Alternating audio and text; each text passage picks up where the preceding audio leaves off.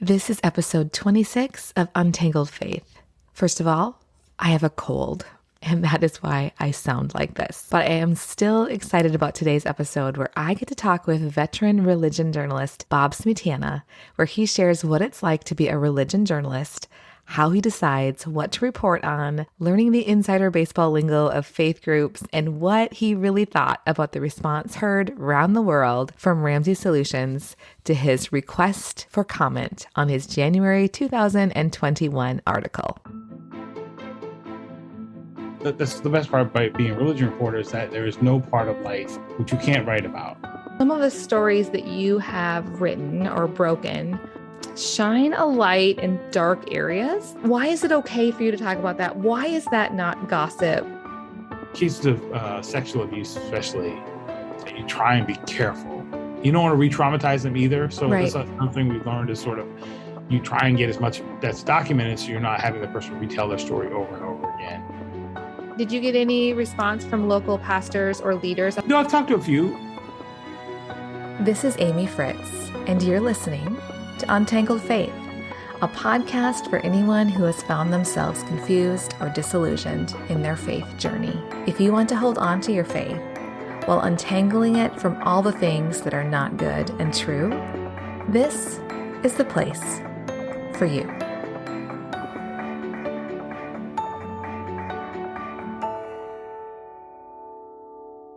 Hi there. Before you listen to my conversation with Bob, I want to share a few things with you that you may not know. First of all, Bob has broken some big stories during his career, including the reporting he did on Rameses Solutions earlier this year. One of the reasons a friend of mine trusted him with her story was because of his socks. Yep, you heard correctly, his socks.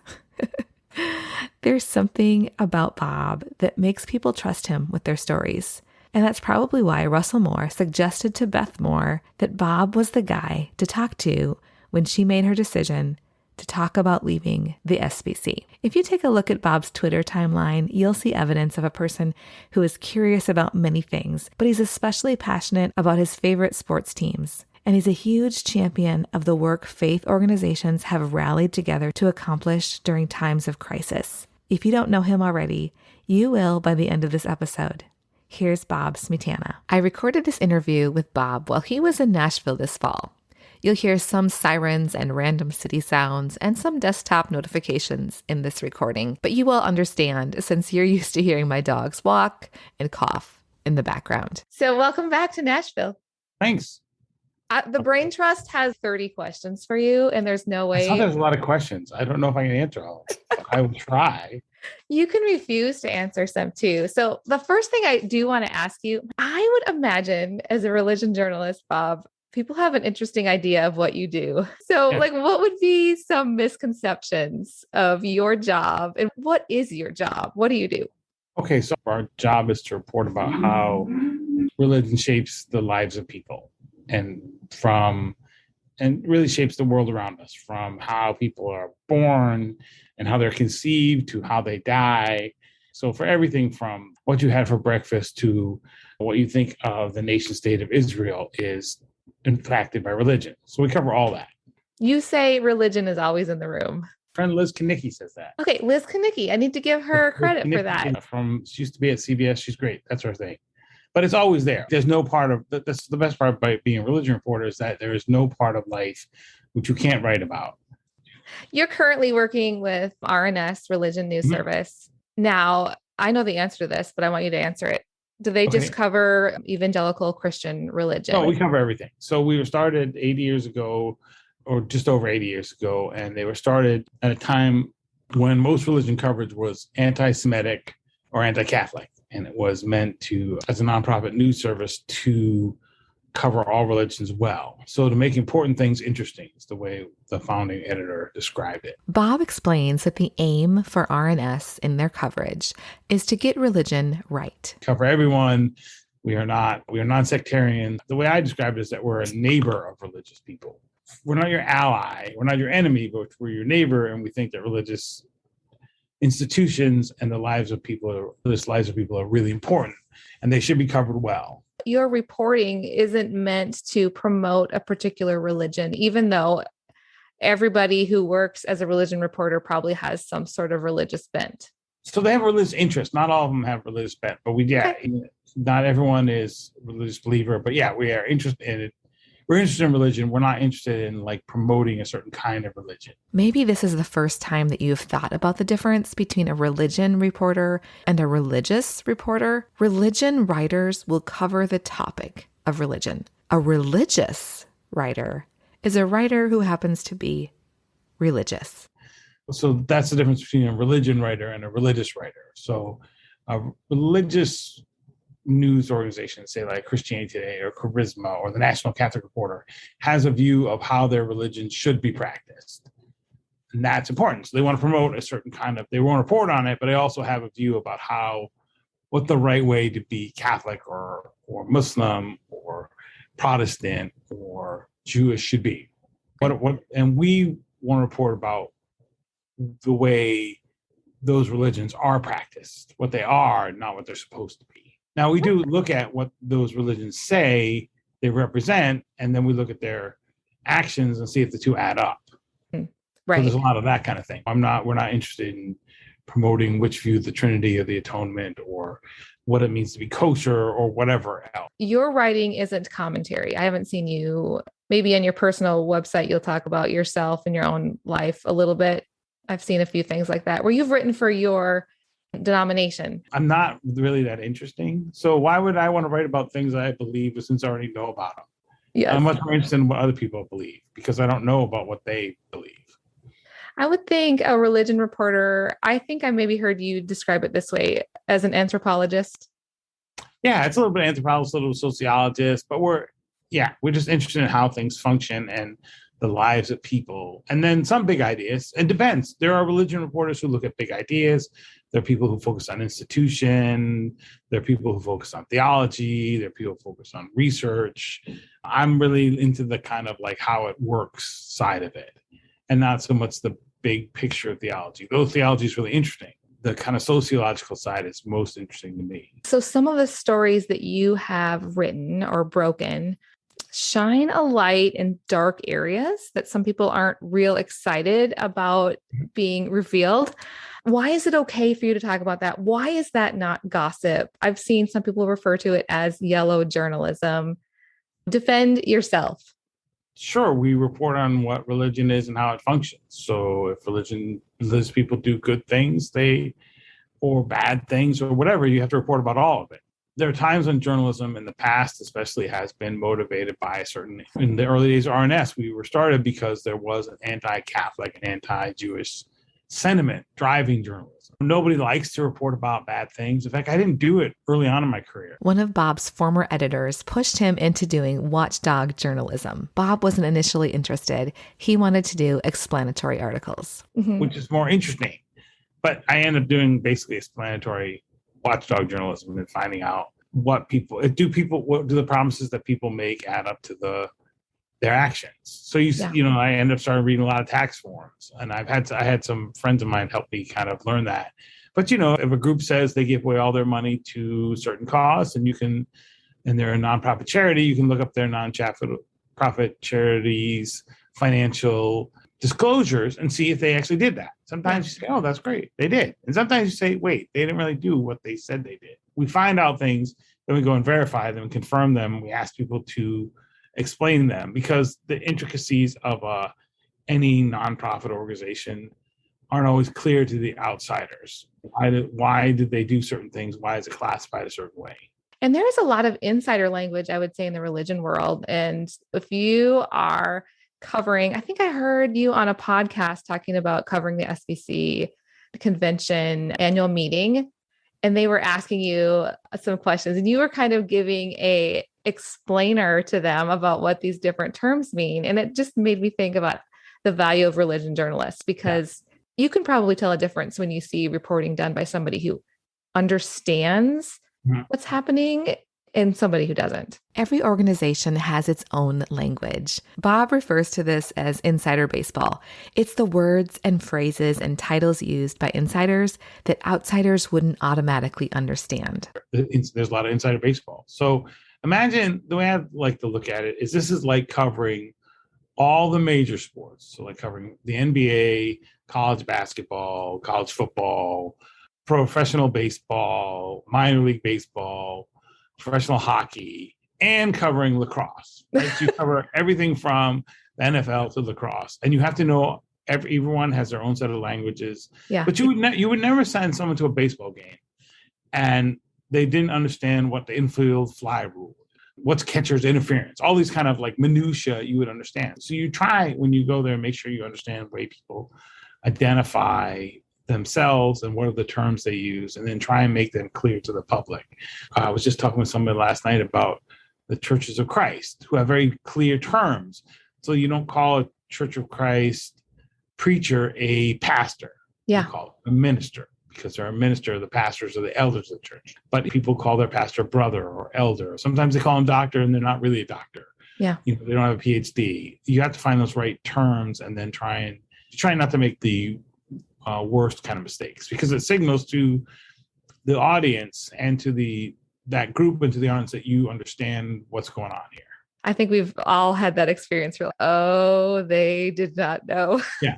You have to ask it. When you say this, what do you mean? So there's a great correction in the Washington Post when there was a big meeting, a political meeting, or a big rally of Pentecostals in the Capitol on the Mall. And the reporter says this is very peaceful, and there was all the singing and praying. And then it got strangely violent as the preacher called for God to kill all the members of Congress.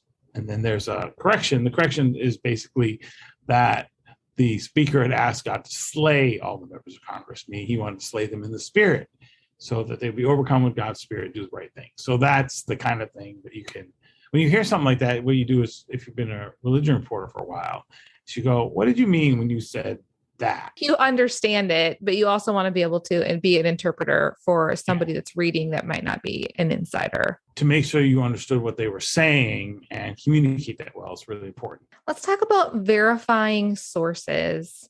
Mm-hmm. So sometimes people come to you and they have a story that they really want you to tell. How do you verify? How do you vet that? What's your process for that? So there's a whole lot of ways. You have to really start by thinking, okay, is this true? Right? That's what you have to figure out. Is this true? So you look for documents. If someone gave a speech, you look for the recording. So there was some controversial remarks, for example, this weekend made by a prominent speaker at a big Christian event. This event that Bob was referring to was a meeting of the American Association of Christian Counselors, and some remarks from author and speaker Josh McDowell. Okay, well, someone says that happened on Twitter doesn't mean it happened. We found that the recording of the event was gone. Okay, well, that's interesting. Maybe there's something people didn't want us to hear. And then we found somebody who had a recording. Okay, and can we get a copy of the recording? And then can we listen to the whole thing so we make sure that we're quoting it and not just getting a statement which doesn't have all the parameters to it. So there's a lot of legwork and just, do I have documents and recordings and emails, evidence to say that this actually happened. And then you talk to people, you get people on the record. So if someone says this happened, okay, are you willing to go on the record and say this? Bob mentioned that in reporting on allegations that include lawsuits, it is especially easy to find on the record comments because the public filings often include these. You always go back to the other people involved and say, did you say these things? Is this how this happened? What happened here? Because one of the things that makes us human is that we look at the world around us and we make up a narrative. We come up with a narrative that explains what happened, right? We see the world, we interpret the world, the events around us into a narrative. That's what makes us human. And everyone has their own narrative about what happened and what's going on. They may not have seen the whole thing, and their interpretation of the events may not be 100% accurate. No one's is 100% accurate but lots of the facts are verifiable. So you have to go back and say, do I have the narrative right? And one, do I have the facts right? And is two, do these facts mean what people think they mean? So if you look, there's some interesting data, Lexi, just out about evangelicals. So during the Trump era, Pew Research found that white evangelicals, some people left, but more people joined. It became white evangelicals during a time frame. But if you look at the term white evangelical has a political meaning. Yeah. And it's verifiable, and you can check how people vote, and you can look at some of the positions that white evangelicals are likely to have. White evangelicals also have a distinctive religious views, essentially religious behaviors that you can track in polling too. So it is the kind of interpretation of that data is, you could interpret it to say that white evangelical is just a political term. Or is white evangelical both a political term and a distinctive religious category? And how did we get to a point where a distinctive religious category maps with a distinctive set of political views? And what does that have to do with geography? And what does it have to do with the big sort? And what does it have to do with the strategies used to build churches? And what does it have to do with, is there things in the kind of reading of scripture that they have that are different than other folks? Because you see that white and black Christians, for example, interpret the scripture very differently. Yeah. So all those things. So you can go and see something and you say, what does this all mean? So there's kind of like two questions. So what and who cares, right? So what? So you see someone did X, Y, Z. What does that mean? And then why should I care about that? Yeah. So if someone were to come to you and say, I really feel like this is worthy of coverage, you would have to figure out, it could be verifiable, but you wouldn't always run that story. What's the grid that you would run that through? There's a couple of things. There's one, we have a limited amount of space and time and energy. Like there's only one of me, for example, and I only have 24 hours a day. And there's a mix of what's the public good here? What people should know about this? Why does it matter to them? Yeah. And is it true? So is it true is first. And do we have the time and energy and resources to verify that it's true? And then is that investment of time and energy and resources worth it? Will it mean enough to enough people? Yeah. Is that a better use of time and energy and resources than a different story?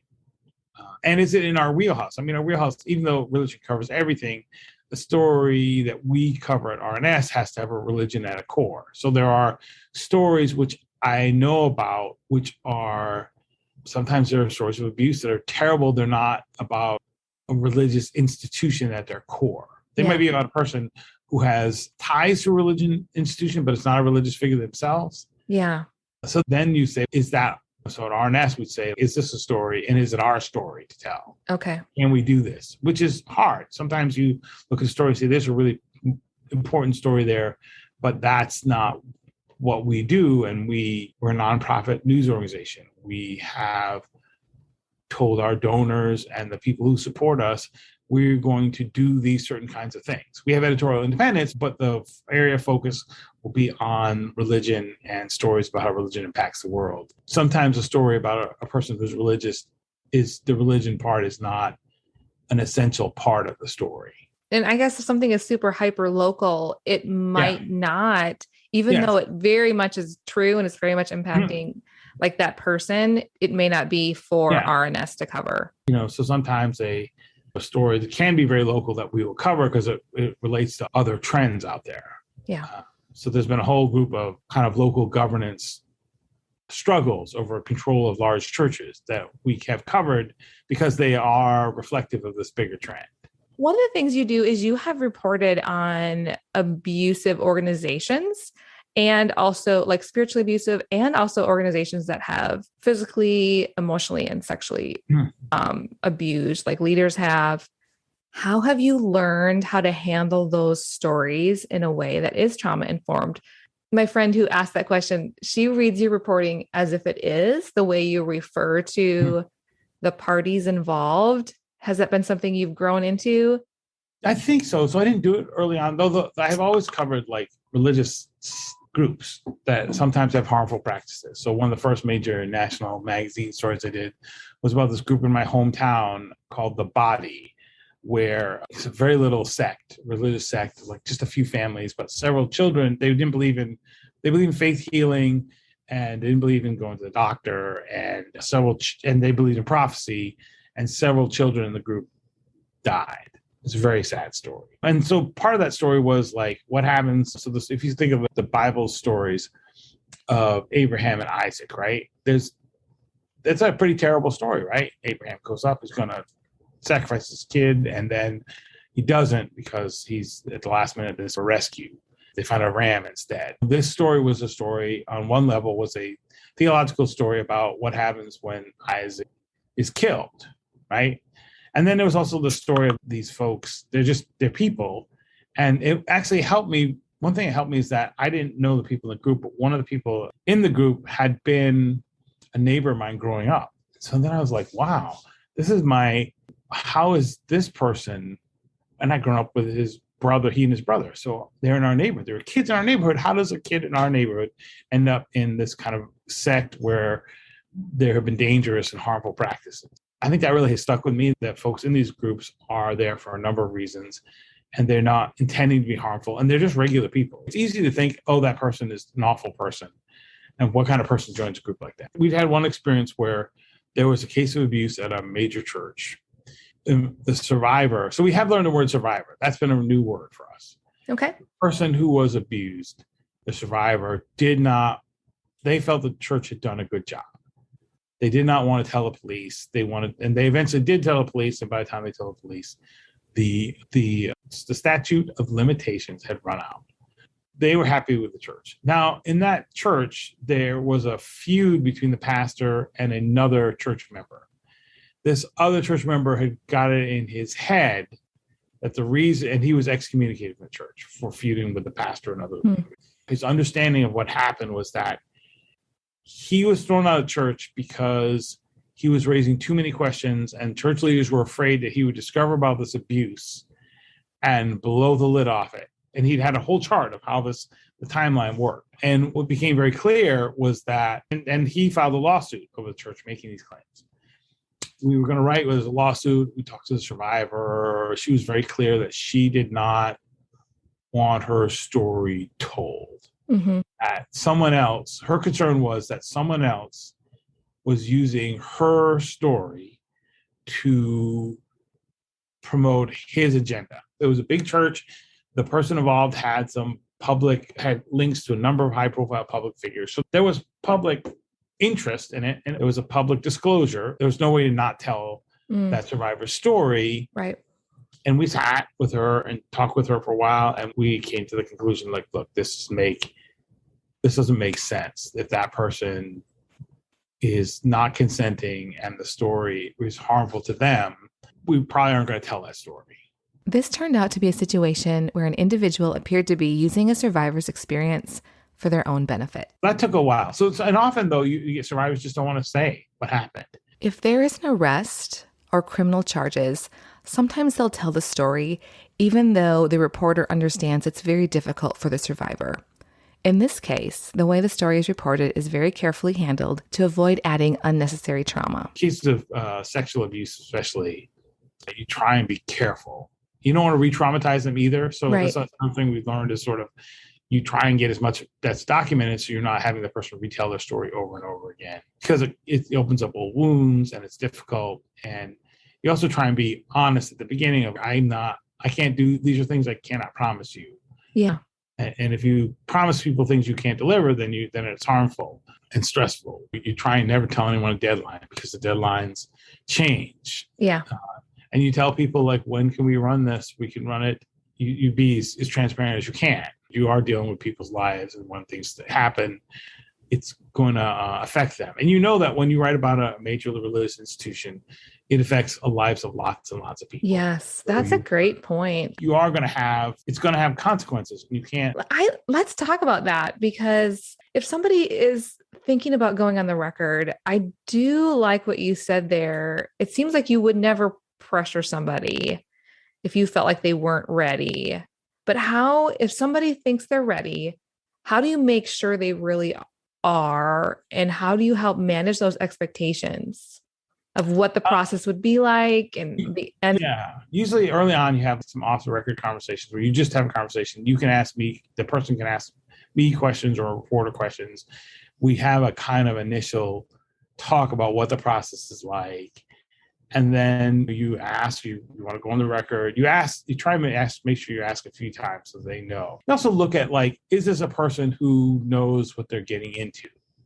Right? If this is a person who's been in a high profile position, has dealt with the public lots of times and knows what they're doing, you feel like is informed, you're you take that a little differently than someone who doesn't know anything. It's just a regular person who's never been a leader. But then you just say, like, you say, it's just, once they say they're on the record, it's on the record. And once the recorder starts rolling, it's on the record. Sometimes people will say things in the interview, you go back to them and say, what did you mean when you said this? Yeah. Again, if they're a professional, you do that too. But, a professional knows exactly what they're doing. Sometimes a person who doesn't talk to the media for a living does not express themselves in the most clear way. And so you go back and say, you said this. What does that mean? And you do it to a regular person, but you can tell, like, now someone like admits a crime in the middle of a thing, that's different. Right. But I would say, if I hear this and I say, okay, this is what you said. Make sure I got this right. This is what you meant. So you go back and do a lot of that kind of back and forth to make sure, is that right? You said this. But it's hard. I mean, the person has to say, I'm ready, and know that we try and tell them this might mean some things. Often going on record about difficult situations means the people around you are not going to be super happy. Yeah. They're going to. Yeah, I remember having that initial conversation with you. I went and drove and I parked in this little parking lot over at an HOA. They have this, not even my neighborhood. I decided to leave the house. And I remember, like, was that a good sign to you that I was nervous about it? Did that tell you I understood the stakes involved in speaking up? I don't know. I just know that was normal. I came to expect that people are going to be nervous. They don't know what to say. They're nervous about getting everything right. We try and set people at ease to say that this is not a got you. You want to make sure we're reflecting you at your best. Because sometimes people misspeak, right? They say the wrong word. Right. They're nervous because you are, like, we're asking you to tell us about the most intimate, personal things about your spiritual life and your experience with other people. That's pretty deep ask. Yeah. So of course you're going to be nervous, and of course you're going to not be worried about what this means. Sometimes people come to reporters when they're really angry, and the anger fuels them. You still try and tell them, wait, but sometimes they have a commitment to say, this is something really terrible has happened, and we need to let people know. And sometimes people come because they are very sad or disappointed. They know it's important to say. It's a less driven by that kind of driving anger and more informed or longer term thought through, because they know what's going to cost them. Sometimes people are ready. You're going to burn bridges either way. Some people have the torch in hand and are ready to burn it right away. It took me 7 months before I decided to even have a conversation with Bob. I put you off. Yes, you did. I remember I asked several times, like, oh, what's going on? So I tell people that the Dave Ramsey story is 10 years in the making. Yeah. Of at least 10 years. Because maybe 12, because I talked to Dave first during the first time I talked to Dave Ramsey and the only time I talked to him in person was during the economic downturn. So 2008-ish, 2009. The time I talked to him was at a big Thanksgiving event. He talked to the Thanksgiving event. Okay. If you do these things, you'll be able to be generous. And I walked down and chatted with him up front. It was just not going to be, he did not want to do an interview with Tennessean. Yeah, I understand that. There was a little bit of history there. I know you followed some of the reporting that happened about Bethlehem Baptist, and I know that some of the people that had participated in that felt a little bit disappointed in how it was reported. And I know it is so very tricky for people to figure out, like when the reporter figuring out what the theme of the article is going to be, because you get to include every single thing. There has to be sort of a theme. So I just wondered if you would speak to, like, how you would work with people that are interested in telling a story, how you would communicate, how it would be handled in a way that still upholds your journalistic integrity and respects people that have been through a traumatic situation. Yeah. So I think a couple things are true. So the one thing is really true. A reporter is going to get almost everything right. Bob mentioned that even the best reporters don't have access to that last 5% of the story. Only someone deep on the inside knows that final 5%. The last 5% of every single detail. You're never going to get that right. And you have, in any story, as you come in as an outsider, you will see that there are competing stories about what happened, and often conflicting stories. And often those stories have different parts of the truth to them. You try and make sure you're clear at the beginning to say, okay, thank you for bringing this to my attention. We're interested in this. We're going to go report on it and see what we find. And we will follow the facts wherever they lead us. That is not always, doesn't lead always people to an outcome they like. And so that's why you don't report on your friends. Yeah. Because if you report on your friends, they aren't going to like what happens, because you can't be unbiased. Plus, also reporting clearly about people means that you're going to report negative things about them. So I think that's kind of an aside. But the point is, you just really are like, I'm going to go report on people. They may say things that are difficult, and they may say different things about you, than they may see the world differently than you. And then there are, in every situation, there are the external pressures on a religious organization. Where are they situated? What are the demographics around them? What are the pressures on them politically and socially? Because a religious organization is not just a spiritual community. It is a spiritual and human community. So there are all kinds of external spiritual and human community. Yeah. There are all kinds of external pressures, and then there are all kinds of internal pressures and internal relationships. And those people are trying to manage those in the best they can, and they are human, and human beings make mistakes, or they do the best that they can in difficult situations. So I was on the board. I've been on a board of nonprofits before, where you've had to make decisions that were less than ideal, and they were the best decisions that you could make in that situation. And sometimes after you go, I could have done XYZ better, right? You do some postmortem and say, oh, this outcome was not the outcome we wanted. Are there things that we could have done better? Are there things we do in the future to make that different? And it's not easy to be the leader of an organization, but you can see where people make mistakes, or you can see that there's conflicts. These conflicts really matter to people too. They are very human conflicts driven by religious ideas, which are very powerful. So when you think that you are having a conflict, the conflict is not just you and the other person having a different idea.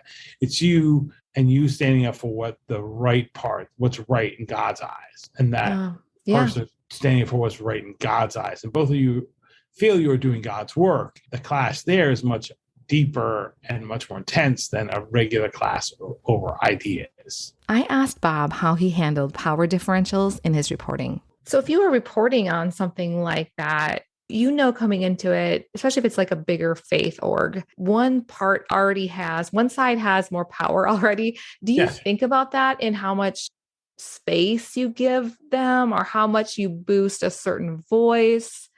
I'm curious about that. We try and make sure that if there are several different sides, that all their voices are heard. Sure. And if there's enough space given to get out the facts. I found Bob's response really interesting. He mentions that the point is to make sure that all the voices are heard and enough space is given for all the facts. When it comes to the reporting of Bethlehem Baptist Church and Seminary and the allegations of spiritual abuse, I do know that some of the voices felt left out or unsafe in being a part of the Christianity Today article. As I've been considering the situation, I've been wondering if part of the frustration on the part of those that allege the spiritual abuse is that the one side, the Bethlehem Baptist side, was very familiar with dealing with public relations and media, and the other side didn't have that advantage. Usually what ends up happening in a conflict is you don't get both sides to talk to you. Yeah. So it becomes more heavy-handed, more one-sided. I don't know if you think about that. I do think you make sure that you are accurately reflecting the story, and that makes sure you've got one side, you're interrogating their claims very carefully, and say, there's other folks say this. How do you respond to that? How do you understand that? What you try and do too is make sure your framing of the story is right. That's the hardest part. How do you frame the story? Because every story can be framed and told a different way. Right. Where you have to decide, I think this is what the main issue is. Yeah. So there are personal dynamics, there are social dynamics at play. What is the core of this story? And one of the big stories in American religion right now is can religious beliefs that once drew people together sustain, so can that internal relationship and strength withstand the external pressures tearing them apart? Because we have this huge change happening all at the same time. So sometimes people think that what's going on in their religious institution is a spiritual problem and has a spiritual answer. They don't necessarily see the bigger picture. I had someone explain it to me this way recently. Like, the religious leader and sometimes religious community sees itself as Hamlet. They're in the center of the play. Everything going around them is about them. And they might just be the jester, right? They may be Rosencrantz and Guildersleeve. They are maybe minor players in this great drama that's around them. And all things in the great drama are affecting them. As a reporter, you sometimes look for the bigger picture. What are all the things going on here that are affecting them? And then we try and get it to say, here's why this conflict is happening, in part because of the internal stuff, but in part because all kinds of pressures on the outside are. Yeah. So kind of place it in context. Yeah, right. And place it in context. Having been again on the board of a nonprofit that had public conflict in an organization that you really care about is very painful. And actually, having gone through that as being a former board member of a group that went through that was actually very, very educational. That, this is what it feels like when you are in someone's community and you're reporting on the mess. And so then you have a different view of what I'm laughing, but I would call that empathy. You have more empathy, but you also have there are the facts, and then there are what do the facts mean. Yeah. And that is hard when you're in the outside. Nuance. It's hard to do. And sometimes you think that you didn't get the facts right. And what you do then is communicate. So this is what happens when you report. When you get the facts wrong, the group tells you and you say, okay, we got this wrong. We fix it. Sometimes we say, no, we didn't get it wrong. Yeah. Sometimes there's a difference of interpreting the same pieces of data. But it is hard when you're on the inside. You go, given most people make decisions, they try and make the best decision they can given the circumstances they have. Those decisions don't always choose to be the right one. And then the internal conflict of a congregation is hard because there are relationships and friendships. And what makes being a religious leader right now really important is like, how do you safeguard the health of the institution? How do you make sure you deal with conflict and challenges early on before they get out of control, before the damage is done? And then how do you make decisions, because religious communities are like families often, when it's the right time to stay and when it's the right time to go. And there are some management models that are more driven by good for you, you should leave now. But leaving a religious institution is difficult. It's very difficult. When your faith is involved in something like that, the heaviness of it, the ramifications are. Yeah.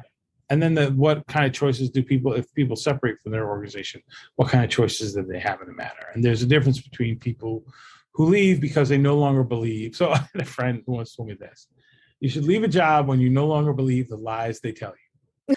And it was a little bit of a joke. Every group tells a story about itself. And that story is going to be imperfect. You tell yourself a story. And sometimes you say, that story is no longer working. I can no longer be part of that story. And you leave. There's a difference between them and a person who begins to question whether all the things the organization believes they're doing some things that are unhelpful, and then is separated from them when they ask questions.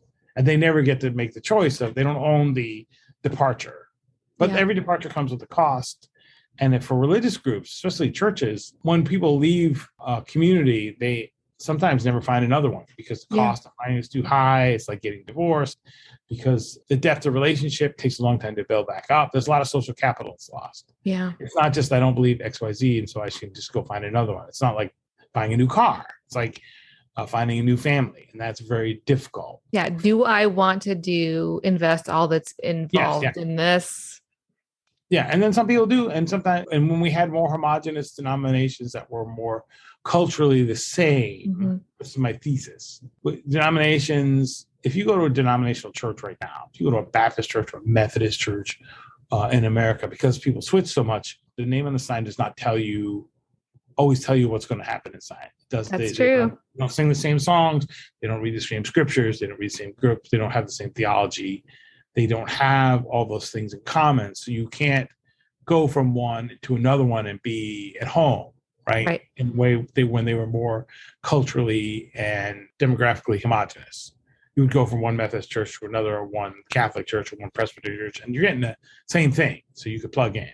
Now there's, in the Protestant world especially, they're all different. I think that's happening a lot in the Restoration Movement churches. They have traditionally been this, like, where the Bible speaks, we speak, and where the Bible doesn't, we don't.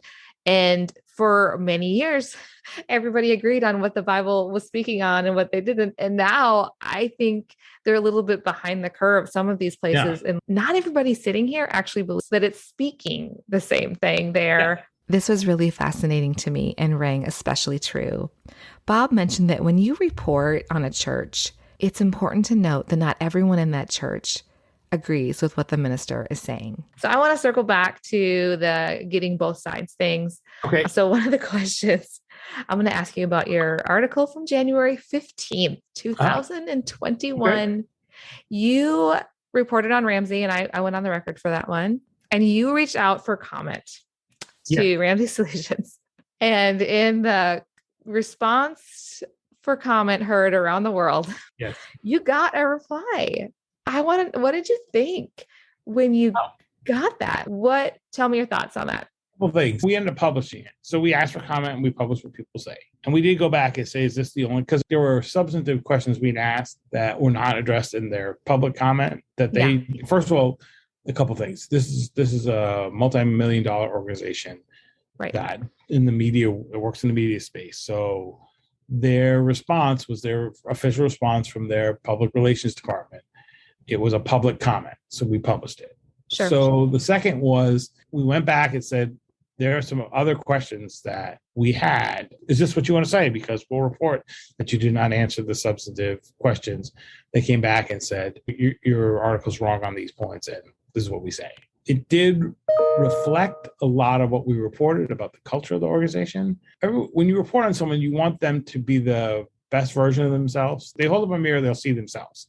Now, sometimes that is good or bad or whatever, but at least it's authentic. Right. There's a question of whether does that response authentically represent what that company is. Sure. I would say they might not say that it did. I mean, it might reflect some of the culture and some of the leadership, but at its core, that's not, I don't think, the face the company wants to send to the world around them. In relaying this account, Bob shared that he had seen very professional work done by the PR team at Ramsey previously.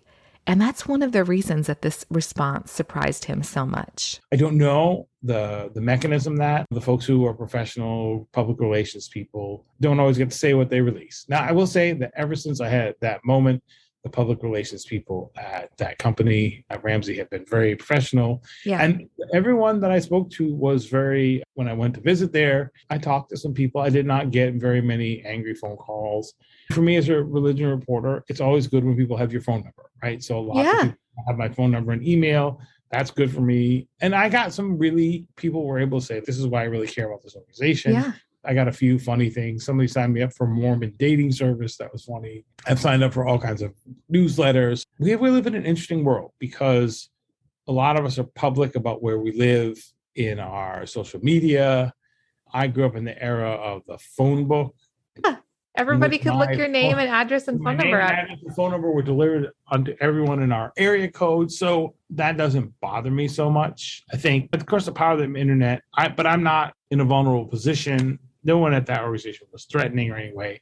I got one angry phone call. Did you get any response from local pastors or leaders? I'm not asking who. No, I've talked to a few. One was really angry. The others were, I think that people, like any organization, they take the best of what a group offers and they spit out what they don't. And they don't use it.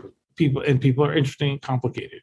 Well, and in your article, I believe you said you did hear from people that had some good things to say about the organization. I'm not surprised at all. There are some, and that they were kind and gracious, because there are a lot of really wonderful people that work there. That's the complicated thing about there is no place that is 100% evil or 100% good. Yeah. And leaders are complicated, and you need a set of skills and abilities to build an institution. Those often involve somebody who is pretty driven and is focused and has a certain amount of charisma and wants to build a certain thing. And then there are a certain set of gifts for building a healthy, sustainable, long-term institution. Those two don't always overlap. And it seems like some institutions get enough of both, right? They are able to both implement the vision and drive and values of the founder and have enough of a team to build a sustainable, take that and make that into a larger, so the whole organization owns it and lives in a way that reflects it's very difficult to build something. And when you build something, it's very difficult it gets built often around the charismatic figure that led it. Yeah. So the good and the bad. People are drawn to that. The challenge is to build something that can outlast that and that channels that in an appropriate way and builds a healthy, sustainable place. And sometimes that's not an easy task. But were you surprised to get that response from Ramsey? You never know what people are going to say. Yeah, I know. that makes sense. So I was a bit surprised by it. I was surprised because they're so good. There was a lot of really personal cutting things they said. How did that impact? When I will cover the mosque in Murfreesboro, Yeah. it was much worse. I mean, Okay. I had somebody who said we should trade Bob and some other reporters to the Taliban for some other folks. And we had physical threats. I had the only time I've been physically threatened was at a church covering the anti-Muslim movement. This was more just, as a reporter, you just don't take these things personally. Yeah. Because people are mad about them. I felt badly. I think badly for the organization that this was the path they chose. Yeah. Because like you said, that there are a lot of, this was not their best, but the fact that they had actually put that out publicly to so many people, helped make that decision that we asked them if this is really what they're saying. It also gave you more access, like inviting you in, and you got to see more of the good. Yeah. Too. I got to see more of the organization, and people were very gracious, and it did almost everything in the letter they sent reflects the kind of culture which we had said exists there had become problematic. So there was a kind of confirmation. You don't often get that. Every organization makes choices. But there was no personal side of it. In giving out where I live, people knew where I live. So it's not like I was going to be. You didn't feel like being doxxed, that you were in danger or. I'm a white man. I'm older. I am not in a very vulnerable position. Yeah. Other people would feel differently. And I have no relationship with the organization where there's any personal capital involved. I hope you enjoyed this conversation with Bob. Hearing the thought behind the stories he writes or doesn't write has encouraged me. We kept talking in the segment I'm sharing with my membership community. He asked me about what I've been learning and about what our church journey has looked like recently. And he shares about an organization he reported on that had a happy ending. That segment is available on Patreon. I'd love for you to join our Patreon community. This community makes this podcast possible, and in return, they get some extra perks. If you're interested, visit untangledfaithpodcast.com/member. And if you enjoy this podcast, it would mean so much to me if you would share it with a friend and leave a review on your favorite podcast app. This makes it easier for others to find us. Here's a teaser of that bonus conversation with Bob. What are you learning in this podcast? What am I learned in polling some of these people that of the people that did my survey, half of the people that are listening don't have a church home right now.